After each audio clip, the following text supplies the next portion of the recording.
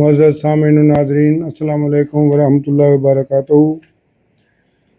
آج ہم سورہ یوسف کی آیت نمبر 58 سے 86 تک کا مطالعہ کریں گے۔ تو ابتدا میں تلاوت کلام پاک۔ اعوذ باللہ من الشیطان الرجیم، بسم اللہ الرحمن الرحیم۔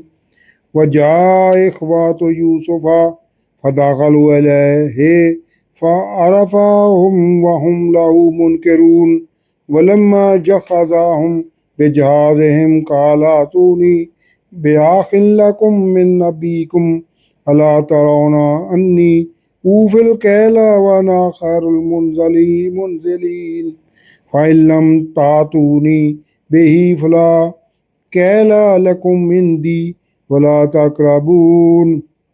صدق اللہ العظیم۔ اب آیت نمبر 58 سے 86 تک کا ترجمہ اور تفسیر النور۔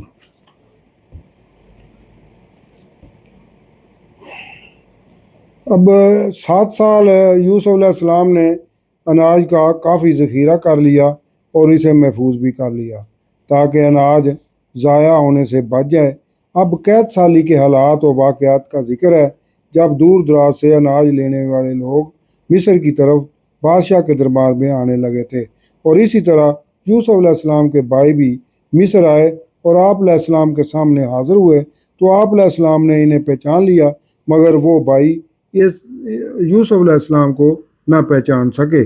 پھر جب ان بھائیوں کا سامان مہیا کر دیا گیا تو آپ علیہ السلام نے کہا کہ آئندہ اپنے ستیلے بھائی بنیامین کو بھی میرے پاس لے کر آنا۔ کیا تم نے نہیں دیکھا کہ میں پیمانہ پورا بھر کر دیتا ہوں اور میں بہتر مہمان نواز بھی ہوں؟ پھر اگر اسے بنیامین کو میرے پاس لے کر نہ آؤ گے تو پھر تمہارے لیے میرے پاس کوئی ناپ یعنی غلہ نہیں ہے، اور میرے قریب بھی نہ آنا۔ انہوں نے کہا ہم اس کے والد کو راضی کرنے کی کوشش کریں گے اور یہ ہم ضرور کر کے رہیں گے۔ اور یوسف علیہ السلام نے اپنے نوکروں سے کہا کہ ان کی پونجی یعنی جو رقم دے کر انہوں نے غلہ خریدا ہے ان کی خرجیوں میں ہی اناج کے ساتھ رکھ دو تاکہ جب وہ اپنے گھر کی طرف لوٹیں وہ اپنی واپس کی گئی پونجی پہچان لے اور وہ دوبارہ ستیلے بھائی کو لے کر واپس اناج لینے آئیں۔ پھر جب وہ اپنے باپ کی طرف واپس آئے تو کہنے لگے کہ اے ہمارے باپ، ہم سے غلہ روک دیا گیا ہے کہ اپنے ستیلے بھائی کو ساتھ لے کر آؤ گے تو آئندہ غلہ ملے گا، تو ہمارے بھائی بنیامین کو ہمارے ساتھ بھیج دیں کہ غلہ لائیں اور ہم اس کی حفاظت کریں گے۔ یعقوب علیہ السلام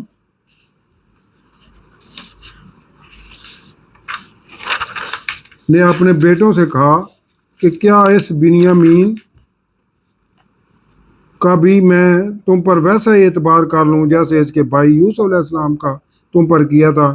بے شک اللہ ہی بہتر حفاظت کرنے والا ہے اور وہ اللہ ہر مہربان سے بڑھ کر مہربان ہے۔ اور انہوں نے اپنا سامان اناج کھولا تو اپنی اناج کی خریداری کے لیے ادا کی ہوئی پونجی بھی موجود پائی۔ پونجی مطلب رقم جو ادا کی تھی جو ان کو واپس کر دی گئی تھی۔ بھائی بولے کہ اے ہمارے باپ، ہاں اب ہمیں اور کیا چاہیے کہ یہ ہے ہماری پونجی جو ہمیں واپس کر دی گئی ہے، اور اب جائیں گے اپنے گھر والوں کے لیے اور غلہ لائیں گے اور اپنے بھائی کی حفاظت بھی کریں گے اور ایک اونٹ کا بوجھ بھی زیادہ لائیں گے، اور یہ لانا اب بہت آسان ہے۔ یعقوب علیہ السلام نے کہا کہ میں ہرگز سے یعنی بنیامین کو تمہارے ساتھ نہیں بھیجوں گا جب تک تم مجھے اللہ کا یہ عہد نہ دو کہ تم اسے ضرور واپس لے کر آؤ گے، سوائے اس کے کہ تم گھیر لیے جاؤ۔ جب انہوں نے پکا عہد دے دیا تو یعقوب علیہ السلام نے کہا کہ جو ہم کہہ رہے ہیں اللہ اس پر ذمہ دار ہے۔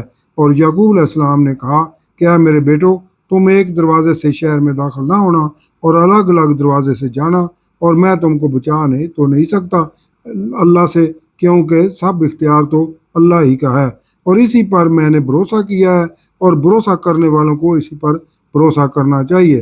اور جب وہ شہر میں داخل ہوئے جیسے ان کے باپ نے حکم دیا تھا، وہ یعقوب علیہ السلام بچانے والے تو نہیں تھے ان کو اللہ سے، مگر ہاں یعقوب علیہ السلام کی ایک دلی خواہش تھی جو اس نے پوری کر لی۔ اور وہ بے شک علم رکھنے والے ہیں جو ہم نے آپ یعنی یعقوب علیہ السلام کو سکھایا ہوا ہے، لیکن اکثر نہیں جانتے۔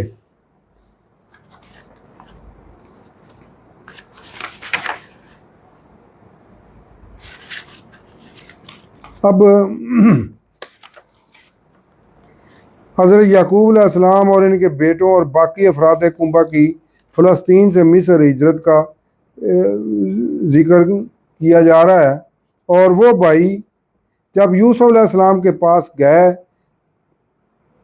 اس یوسف علیہ السلام نے اپنے سگے بھائی بنیامین کو اپنے پاس بٹھا لیا اور اسے کہا کہ بے شک میں تیرا بھائی یوسف ہوں، اور یہ ستیلے بھائیوں نے جو کچھ کیا ہے اب فکر کرنے کی ضرورت نہیں ہے۔ پھر جب ان بھائیوں کو سامان اناج دے دیا گیا تو پیالہ یعنی ماب کا برتن اپنے سگے بھائی بنیامین کے کجاوے میں رکھ دیا۔ پھر اعلان کیا گیا کہ اے قافلے والو، بے شک تم نے چوری کی ہے۔ بھائی بولے اور ان منادی کرنے والوں کی طرف متوجہ ہوئے کہ تمہارا کیا گم ہوا ہے؟ انہوں نے کہا کہ بادشاہ کا ماب کا پیالہ نہیں مل رہا، اور اس کا حکم ہے کہ جو اسے لائے گا تو اس کے لیے ایک اونٹ کا بوجھ کا غلہ ہے، اور میں ضمانت دیتا ہوں کہ اسے غلہ دیا جائے گا۔ بھائی بولے اللہ کی قسم، تمہیں معلوم ہے ہم زمین مصر میں فساد کرنے نہیں آئے، اور نہ ہم